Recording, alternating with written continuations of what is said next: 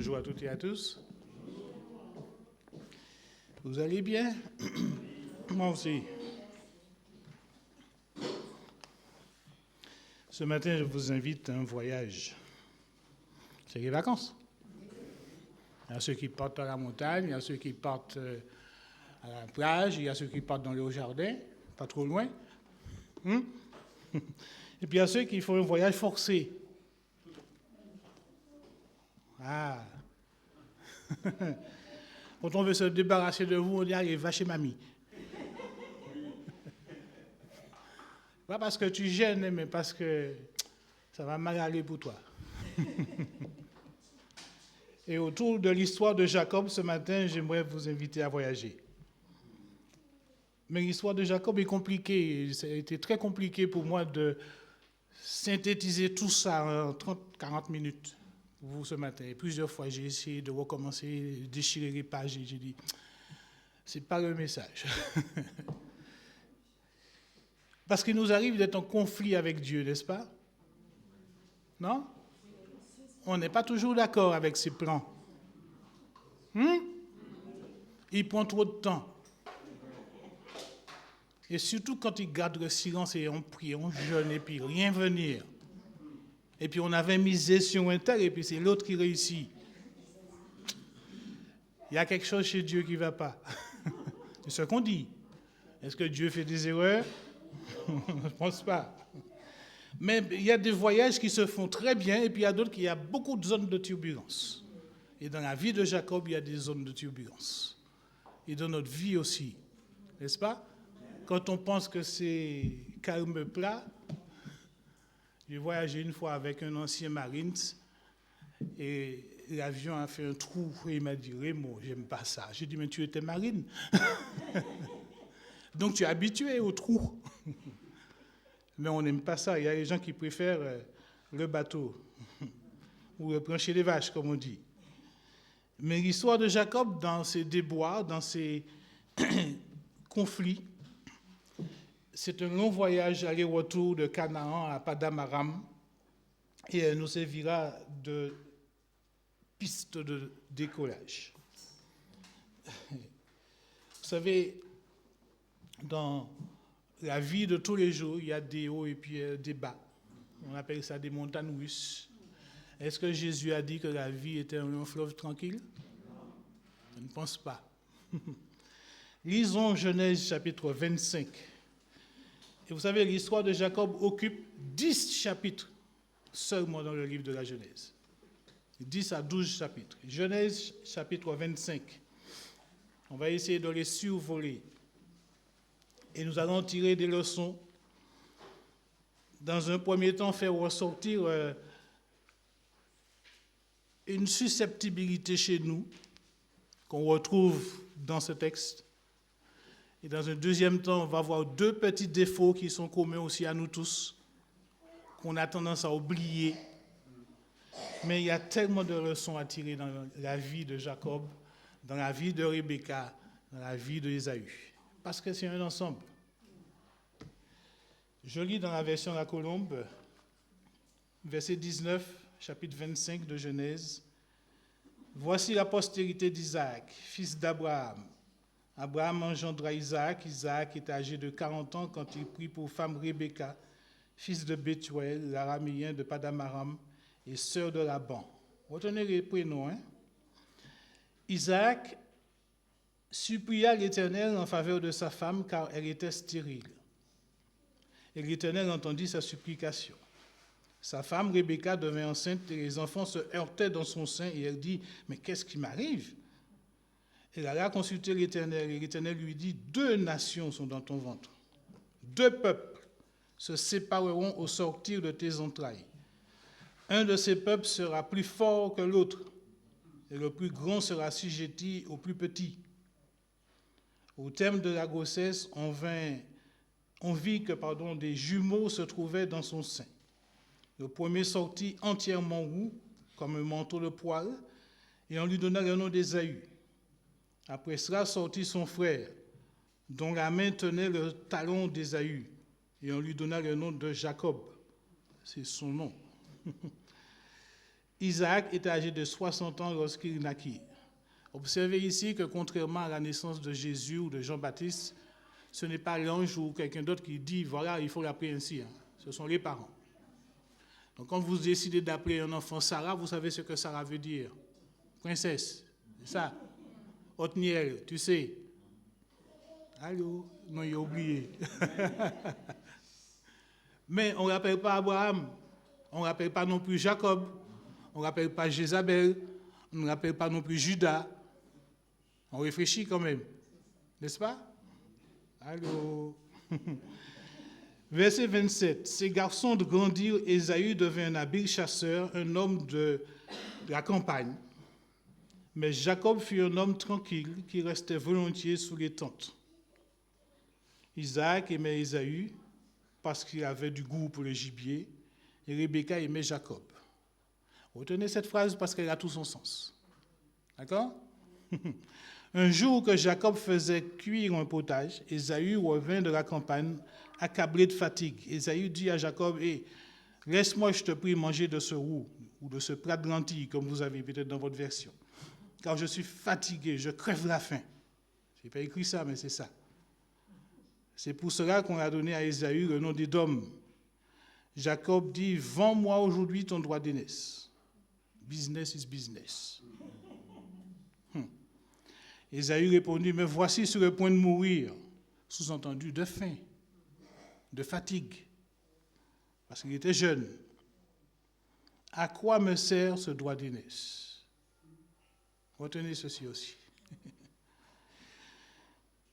Verset 33, alors Jacob dit, prête-moi d'abord serment, et il lui prêta serment et vendit son droit d'aînesse à Jacob. Alors Jacob donna à Ésaü du pain, du potage de lentilles, il mangea, il but, puis il se leva et s'en alla. C'est ainsi qu'Ésaü méprisa le droit d'aînesse. Vous savez, constatons d'emblée que Jacob n'est pas plus coupable qu'Ésaü. On a beau dire ce qu'on veut sur Jacob, il n'est pas coupable. Il a joué, il a gagné. Si tu ne veux pas gagner ou perdre, tu ne joues pas, n'est-ce pas? Jacob était, dit le texte, souvent sous la tente avec sa mère. Il devait s'ennuyer. Vous connaissez cette jeunesse, ces enfants qui disent « je m'ennuie ». Il n'y a rien à faire, je m'ennuie. Parce qu'ils n'ont pas la liberté de sortir, de descendre jouer ou bien d'allumer la télé, ça suffit. Et qu'est-ce qu'on fait? Qu'est-ce qu'on dit aux enfants? Trouve-toi quelque chose à faire. Et là, il réfléchit et dit, mais si j'avais de l'argent, si j'étais riche, si j'étais un bon chasseur peut-être aussi, je serais dans les bois, mais non, je suis sous la tente avec maman et je m'ennuie. Et voilà l'affaire, la roue de la fortune a tourné. Ésaü arrive affamé et il veut des lentilles. Et l'autre dit, voilà mon affaire, le fils à papa est arrivé affamé comme un ours, je vais tenter. Et il va tenter Jacob. Et il va gagner. Mes amis, que ne sommes-nous pas prêts à donner quand on a faim? Quand on était jeune, on disait, je te donne une bille et puis tu me donnes un biscuit. Tout en sachant que plus tard, je vais récupérer ma bille, puisque... Et Jacob va jouer, Ésaü va perdre. Et on voit là, Jacob voit une opportunité et il dit, vends-moi aujourd'hui même sur le champ ton droit d'aînesse. Ce n'est pas demain, ce n'est pas après-demain, c'est maintenant. Tu as fait maintenant, donne-moi ton droit d'aînesse maintenant. Et il joue et il gagne. Et il porte bien son nom, trompeur. Et vous savez, dans un jeu de cartes, il y a belote et rebelote. Jacob a toujours belote et rebelote. Vous comprenez ça? Et il gagne toujours. Et il va gagner son frère Ésaü, il va gagner, tromper plutôt son père Isaac, et il va tromper tous ceux qui vont se trouver sur son chemin. Et il porte son nom. Usurpateur, trompeur. Et aujourd'hui, dans le langage courant, on va dire que c'est un débrouillard, un magouilleur, un tricheur, un voleur, un escroc. On va lui trouver toutes sortes de noms, mais il joue, il gagne. il n'est pas plus en tort qu'un autre. Tu n'as qu'à faire comme lui, c'est tout. Un doubleur. Il va doubler son frère. L'auteur de l'épître, entre parenthèses, l'auteur de l'épître aux Hébreux va dire plus tard qu'Ésaü a tellement regretté amèrement d'avoir vendu, de s'être fait avoir par son frère, qu'il va pleurer pour récupérer ce droit d'aînesse sans succès. Bien donné et bien donné. Vous connaissez ça? Et reprendre, c'est voler. Et donc, Ésaü, il va se faire avoir. Et nous savons qu'aujourd'hui, je regrette, j'ai eu tort, je n'aurais pas dû, je ne savais pas. Tout ça, ça ne répare pas les erreurs commises. Hein. Ça ne fait pas revenir l'autre. Hein.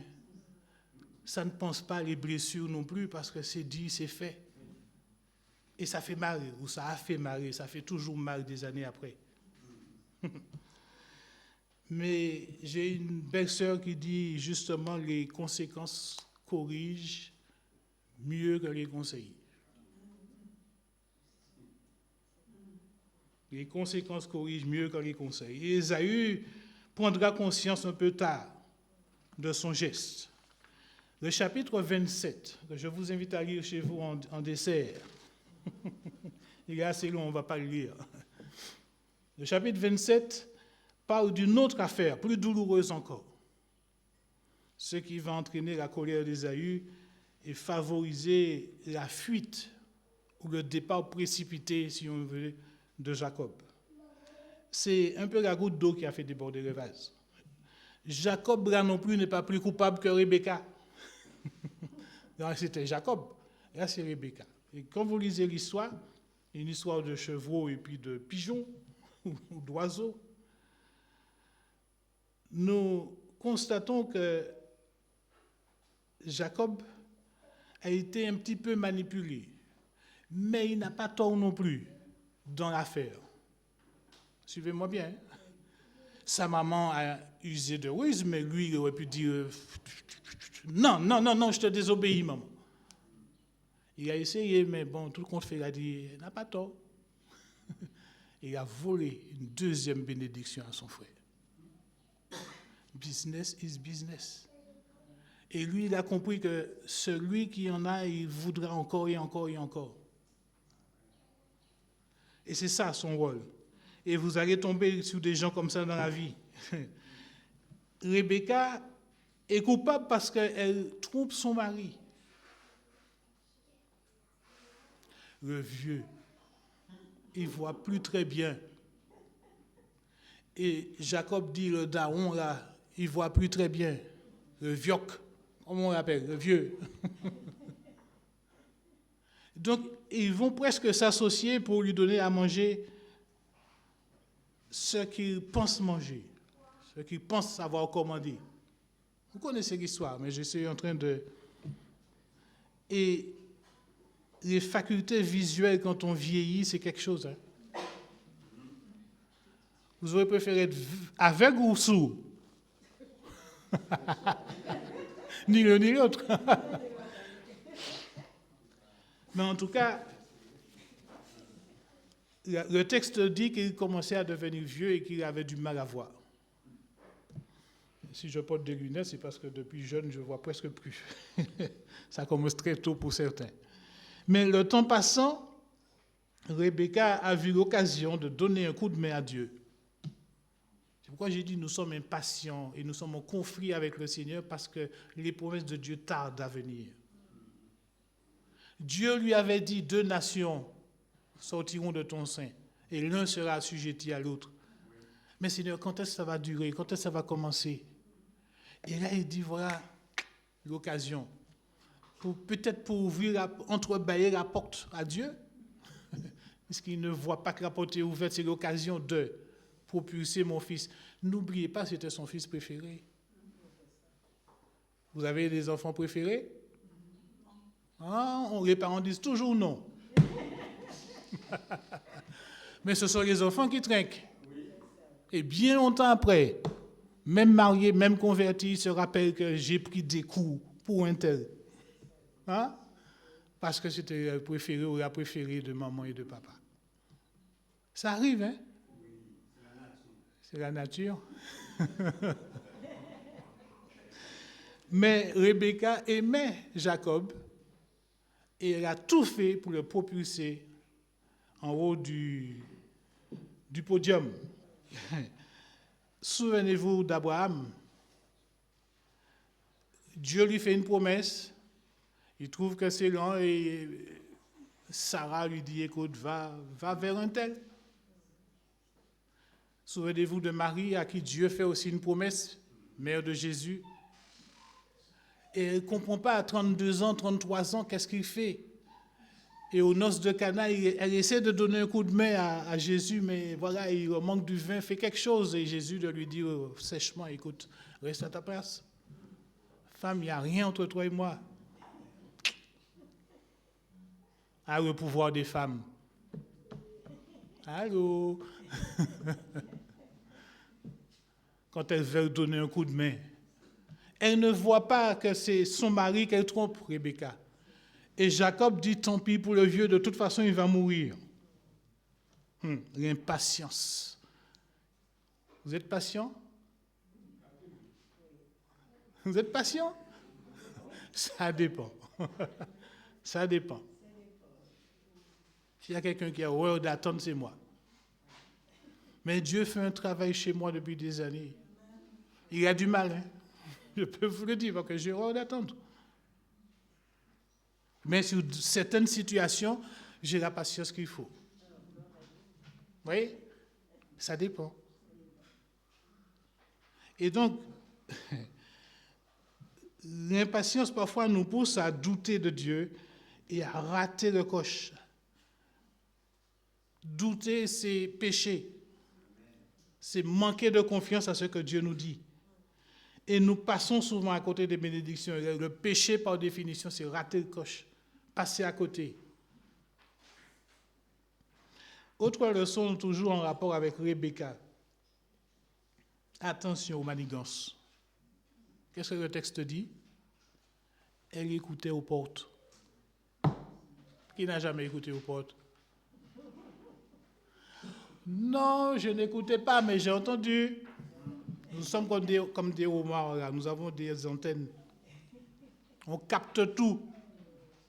On ne nous parle pas, mais on a entendu. Je n'écoutais pas, mais j'ai entendu. Ton père a dit ceci. Écoute-moi, elle va faire cela. Elle va mettre en place des ruses pour tromper l'autre. L'autre, c'est qui? C'est Ésaü ou bien c'est son mari? C'est son mari qu'elle va tromper. Vous aimez votre mari? Allô, vous n'êtes pas obligé de répondre en même temps. Hein? Mais Rebecca va passer outre. Et elle va faire en sorte que cette occasion qui se présente là, pour Jacob, eh bien, qu'elle ne passe pas à côté.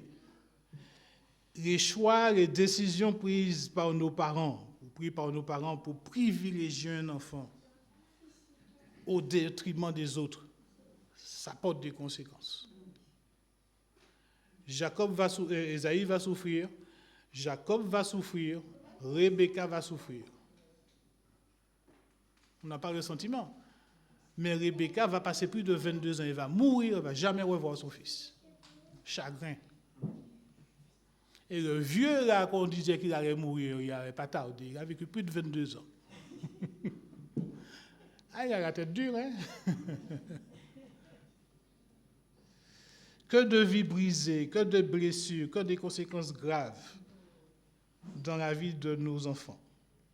Attention aux manigances, attention aux paroles négatives, aux propos que nous lançons comme ça. Oui, mais j'étais en colère, j'ai dit ça. Chapitre 27, versets 11 à 13. Lisons-le ensemble. Parce que Jacob ne veut pas trop s'enfoncer, il veut quand même respecter le vieux, son papa. Verset 11. Jacob répondit à sa mère Rebecca, oui, mais mon frère Ésaü est velu, tandis que moi, je ne le suis pas. Peut-être mon père me tâtera-t-il et je passerai à ses yeux pour un trompeur. Il ne pensait pas bien dire. Je ferai alors venir sur moi la malédiction et non la bénédiction. Et que répond Rebecca? Que cette malédiction, mon fils, retombe sur moi. Écoute seulement ma voix. Écoutez maman. Écoute seulement ma voix. Fais ce que je te dis de faire. Va me prendre les chevaux. Si on t'en allé, dépêche-toi, fais vite. On aurait dit qu'il y a comme une menace derrière cette pensée, cet ordre. Ce qui ne donne pas le choix à Jacob, entre guillemets. Mais il y a des propos que nous prononçons qui retombent sur nous et sur nos enfants. Vous vous souvenez que ces paroles ont été prononcées lors de l'arrestation et de la crucifixion de Jésus? Quand la foule criait d'un côté crucifie-le et puis l'autre disait mais que son sang retombe sur nous et sur nos enfants. Aujourd'hui, nous le payons.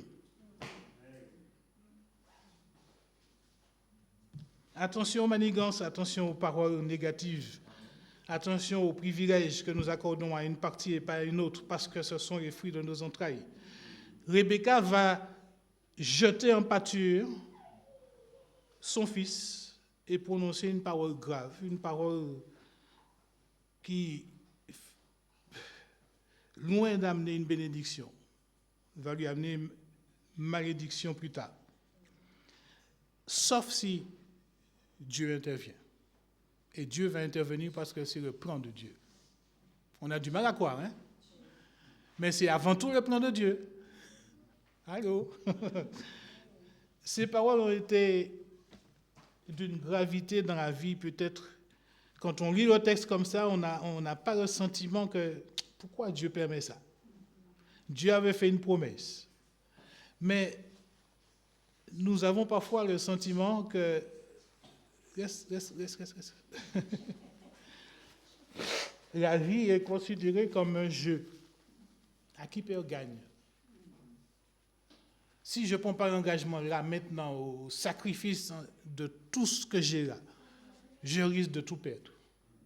Vous savez, aujourd'hui, on dit oui, je joue 2 euros. Je joue 2 euros, peut-être je peux gagner 10 euros. Mais à force de gagner, jeter 2 euros, tu gagnes 10 euros, tu as tout perdu. C'est vrai ou pas?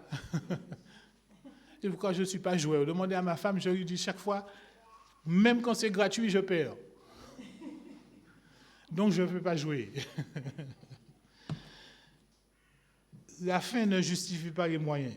La Bible dit, ce qu'un homme aura semé, il le récoltera ou le moissonnera. Rebecca va mourir plus tard, je dis, sans avoir revu son fils préféré. Il y a des conséquences qui sont graves quand on ne réfléchit pas aux propos que nous prononçons parce que, dit-on, je l'ai dit, j'étais fâché, j'étais en colère, et puis tu m'avais énervé, et puis tant pis pour toi, et puis bon, jamais on dit excuse-moi ou pardonne-moi. C'est fait, c'est dit. Attention aux paroles que nous prononçons. Le deuxième point que je voudrais soulever avec celui de l'impatience se trouve au verset 18 du chapitre 27. Retenez la question d'Isaac à Jacob. Celui-ci vint vers son père et dit, mon père, Isaac. Et mon père, il dit, Isaac dit, me voici. Qui es-tu, mon fils? Et Jacob répondit,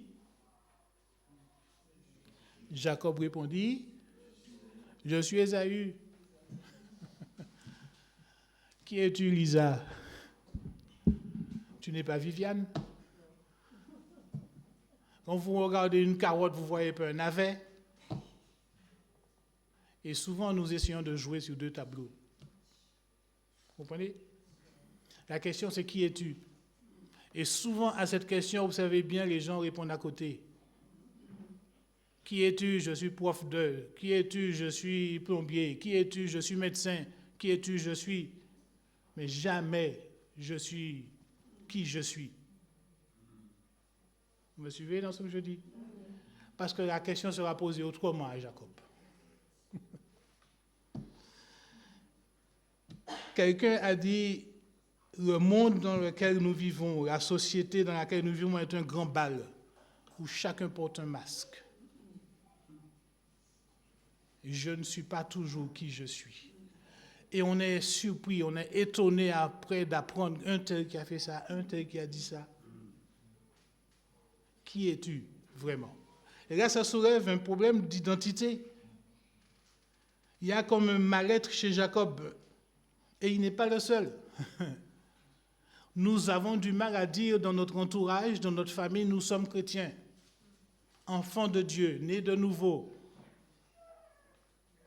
Et c'est là une faiblesse chez nous. Verset 41 du chapitre 27. Vous savez, ça mijote dans la tête de Jacob, mais ça mijote aussi, il semble réussir, puisque son père a mangé du gibier, et il lui a donné la bénédiction de l'autre.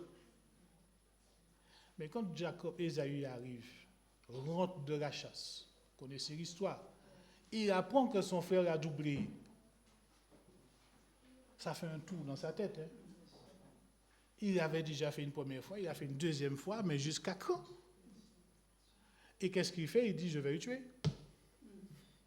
Souvent on dit, je vais me suicider, je vais me tuer, puis on ne le fait pas. Parfois on dit, des paroles en l'air. Et c'est souvent au moment où on s'attend le moins à ce que la personne passe à l'acte. Vrai ou faux? Quelqu'un qui passe son temps à dire, je vais me suicider, il ne faut pas l'écouter, toujours. Toujours. Il faudra surveiller, mais pas... Et c'est souvent le jour où la personne est le plus joviale, le plus gentil. Paf, il passe à l'acte.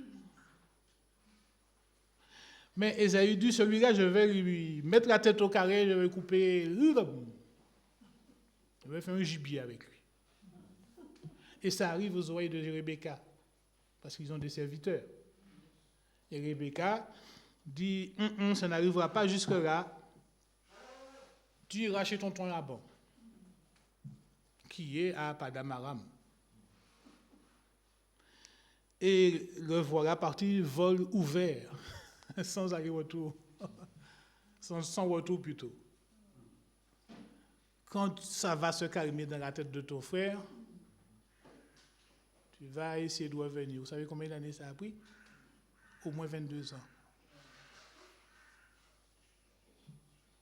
La colère, c'est quelque chose. Est-ce que le temps apaise la colère? Pense les blessures?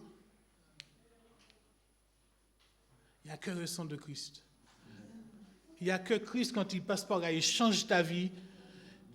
Et encore, il te reste du temps à atterrir. Parce que celui-là, je ne veux pas le voir.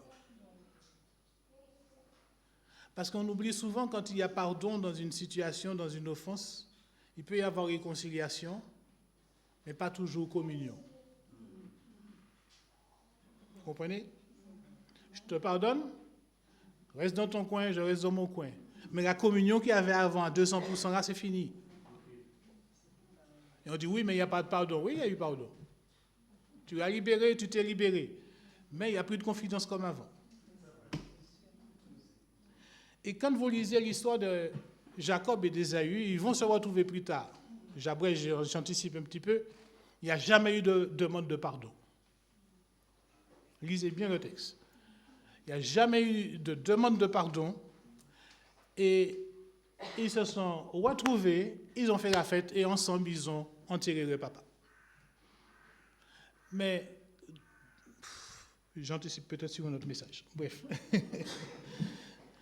Ce qui devait arriver au verset 41 arrive à Ésaü, prit Jacob en aversion à cause de la bénédiction dont son père avait béni.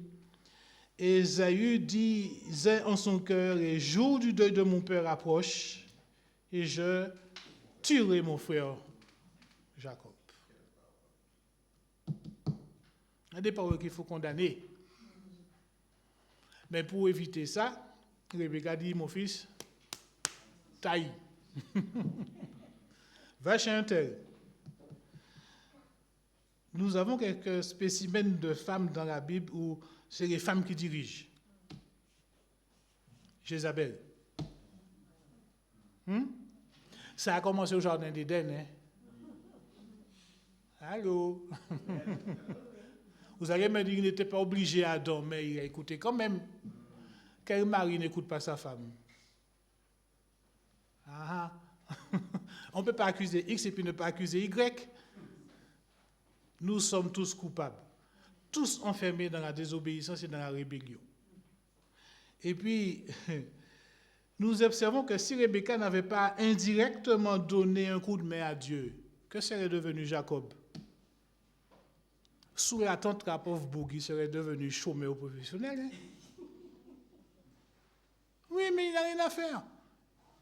Il est sous la tente, là, sous la robe de sa mère, je dirais vulgairement, et il ne fait rien. Et là, il a trouvé l'occasion de mettre en pratique son don préféré. Et il va s'acquérir une telle notoriété, une telle réputation, qu'au chapitre 28, il va continuer son plan de vol. ou de voleur. Et il va rendre une petite visite à Jacob, à Laban, et en chemin, Dieu va l'arrêter. Nous constatons que Jacob ne connaît pas l'Éternel. Il avait entendu parler de l'Éternel, certainement par Rebecca ou par son père, son grand-père Abraham. Est-ce que nos enfants ont entendu parler de Dieu, de Jésus-Christ, de l'œuvre à la croix? Vous me suivez dans ce que je dis?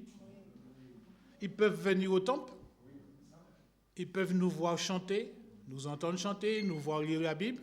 Est-ce que nous avons pris le temps de leur parler de Dieu et de Jésus-Christ et de l'espérance qui est cachée en Jésus-Christ dans son retour?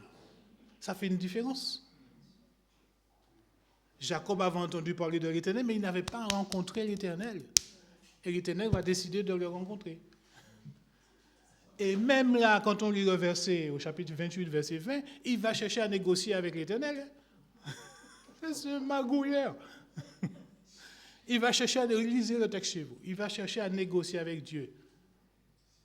Et Dieu va lui dire, écoute, je suis l'Éternel, Dieu de ton père, Abraham, Isaac. Et Dieu, plus loin, va faire de Jacob un patriarche. Mais ça, le chemin est encore long. Il va promettre à Jacob, et Jacob va négocier avec lui, je dis au verset 20, il va dire, si tu fais ci, si tu fais ça, si tu fais ci, alors je te servirai. Négociation. Lisez le texte, je ne vais pas lire volontairement pour vous. Lisez-le. Et il nous arrive aussi de négocier avec Dieu quand Dieu nous fait des promesses, n'est-ce pas? Nos enfants doivent entendre, doivent connaître qui est Dieu et qui est Jésus-Christ. N'est-ce pas? Chacun doit faire ses propres expériences et découvrir justement qui il est, son identité propre. La question posée à Jacob est qui es-tu? Il ne sait pas. Ça vous fait penser à quelqu'un d'autre? Moïse, en Égypte. Il ne sait pas s'il est égyptien, s'il est israélite. Et quand il essaie de sauver les Israélites, on lui dit tu es égyptien. Problème d'identité. Et si tu ne sais pas où tu es, si tu ne sais pas qui tu es, tu vas te faire rouler. Au chapitre 29 et 30, pendant une vingtaine d'années, Jacob va apprendre qu'il y a plus malin, plus trompeur, plus magouilleur que lui en la personne de son oncle, Laban. Laban va le doubler par 2 fois. Et lui, il va chercher avec le soutien de Dieu, je dis entre guillemets, parce que Dieu va venir au secours de Laban, de Jacob. Il va arriver à tromper, à voler, parce que ce n'est pas à un singe qu'on apprend à faire des gestes. Vous connaissez ça? Jacob est passé docteur S dans la magouille.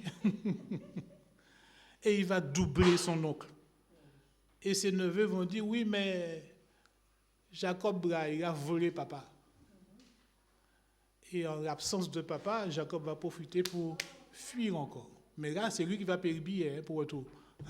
C'est lui qui va payer le billet. Et il va apprendre, du coup, comme le malheur n'arrive jamais sans un autre, qu'il y a Laban à sa poursuite, et puis il y a Ésaü qui, 20 ans après, vient à sa rencontre, avec 400 hommes. Si tu veux faire une réconciliation avec ton frère, tu ne viens pas avec 400 hommes. Excuse-moi, frère. Il y a un problème là. Et ça fait un tour dans la tête de Jacob. Pourquoi il vient à ma rencontre avec 400 hommes? Au moins, il va se dédouaner de Laban pour dire, je ne t'ai pas volé, j'ai fait mon travail. D'ailleurs, c'est toi qui m'as volé avant. Mais qu'est-ce qu'il va dire à Ésaü?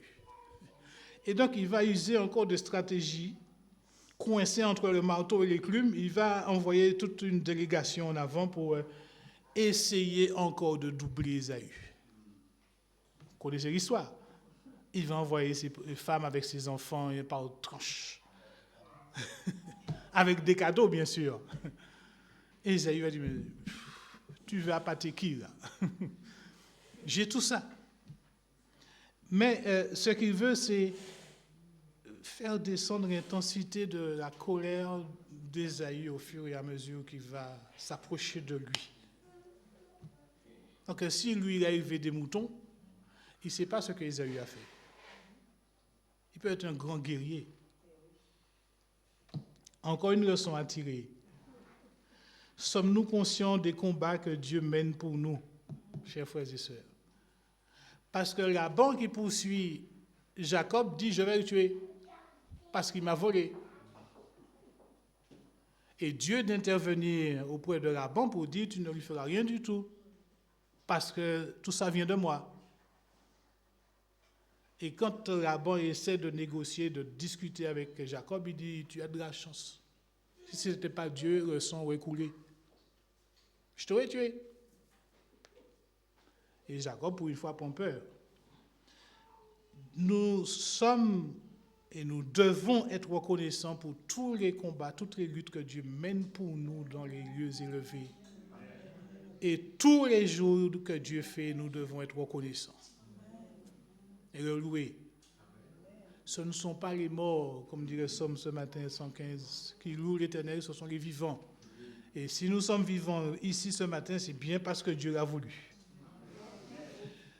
Nous avons sujet de le louer, pas tous les dimanches, mais tous les jours. Venons-en à Ésaü. Plus de 20 ans de séparation, et le voilà qui réapparaît. La question que je me suis posée, serait-il toujours en colère 20 ans après? Vous savez, notre passé n'est jamais trop loin de notre présent. Hein? On dit oui, mais ça c'était avant. Oui, mais c'était avant, mais le boubou est là. Parce que tout dépend de qui t'offense.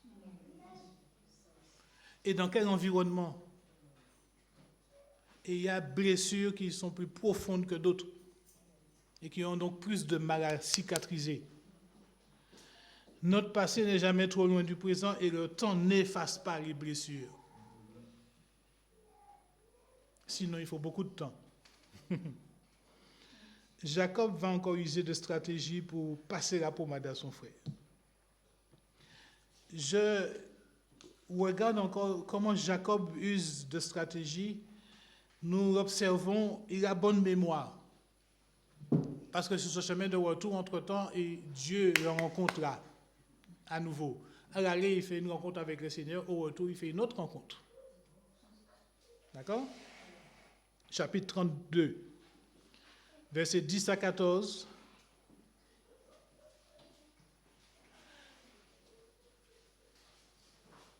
Il a bonne mémoire parce qu'il dit à Dieu, c'est toi qui m'as dit.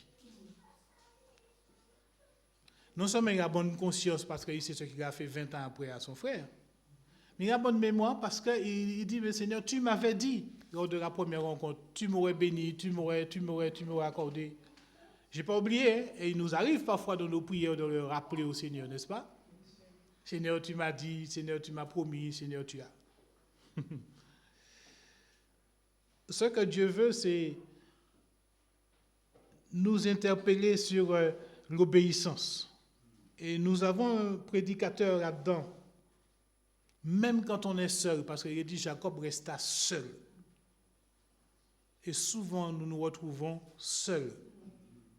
Dans notre chambre, au travail, couchés sur notre lit, dans notre voiture, nous sommes seuls à réfléchir sur comment on va se débatrouiller de telle situation. Comment utiliser tel verset, telle promesse. Et notre conscience, ce prédicateur, je dis qu'il est là au-dedans de nous, que nous voulons faire taire, nous rappelle à chaque fois. Non seulement les promesses de Dieu, mais tu avais aussi fait des promesses à Dieu.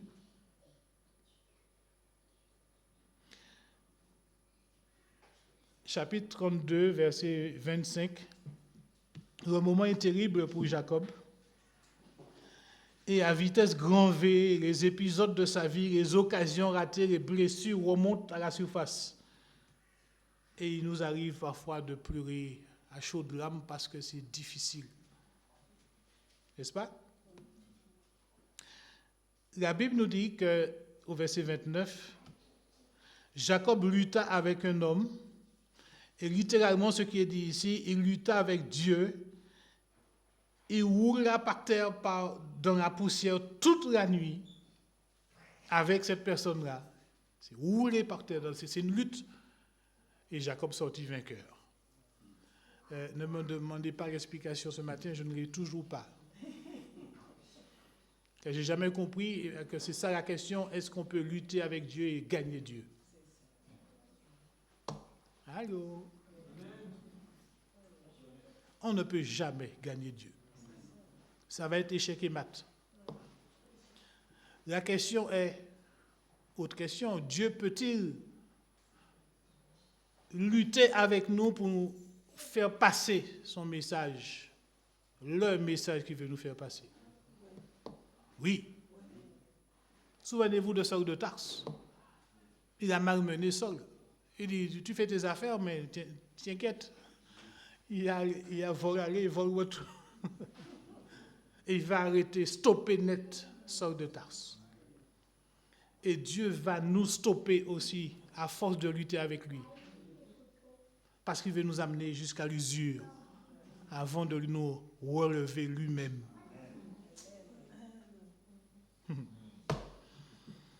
Mes amis, on ne lutte pas avec Dieu. Ce passage m'a toujours fasciné. Mais bref, posons-nous ces questions-là et réfléchissons.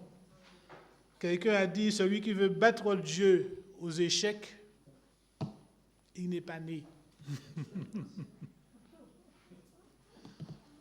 Il n'est pas né. Verset 28, toujours du chapitre.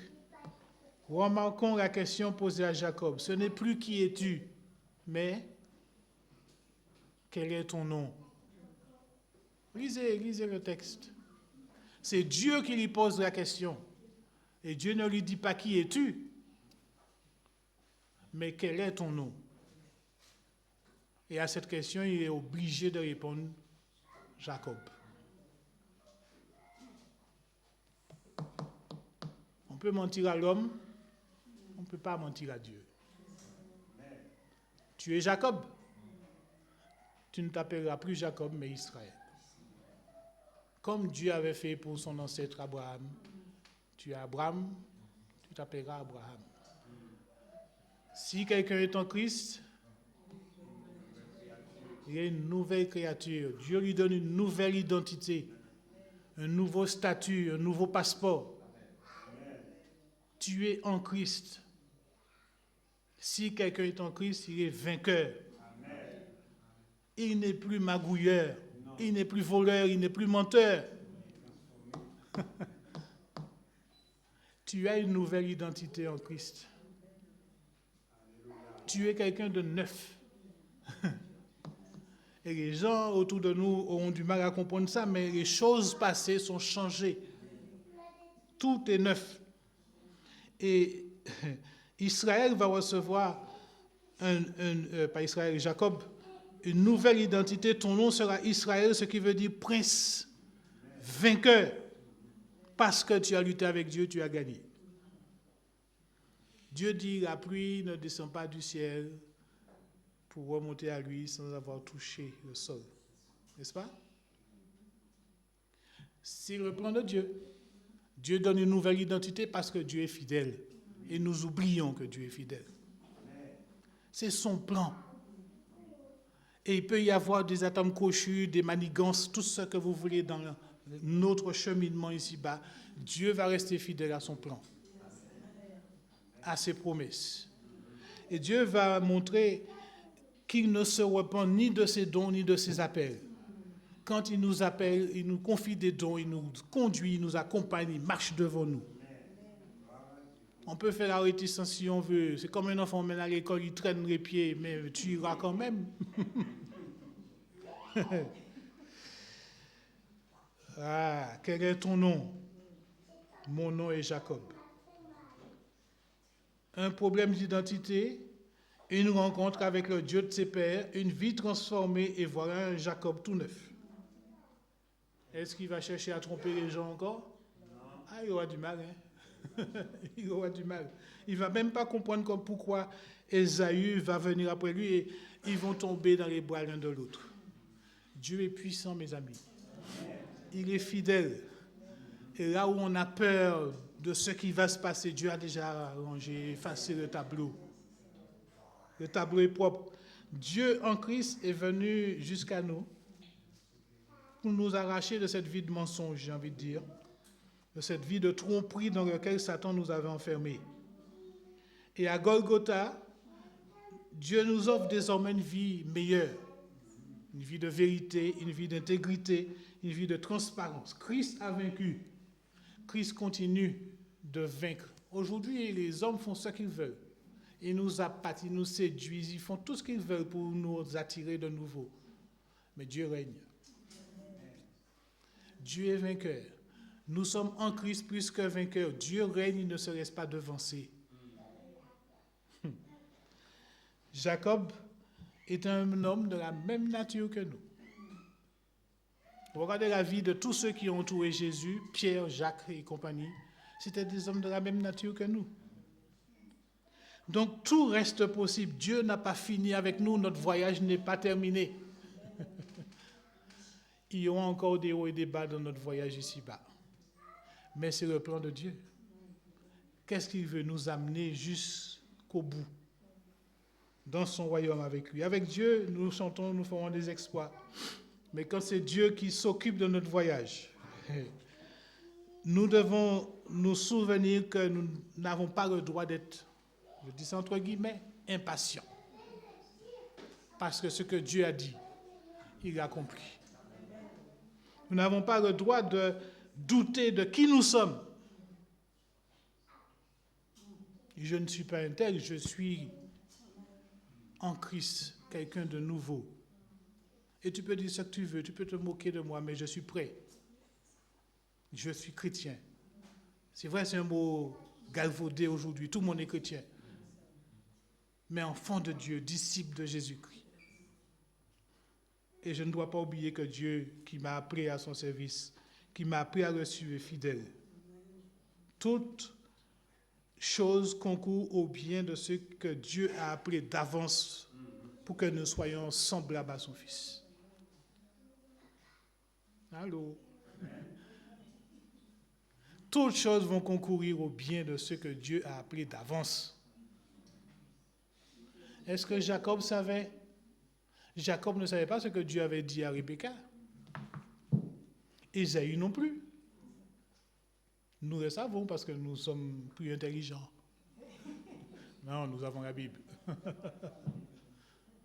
Mais personne ne connaît l'issue de sa vie ici-bas, à part que Dieu nous a placés dans son cortège et que nous sommes en route vers une destinée qui bientôt va s'achever parce que Christ est à la porte. Et Dieu nous aide, chers frères et sœurs, à rester attachés à lui et à ses promesses parce que ce Dieu-là ne trompe point.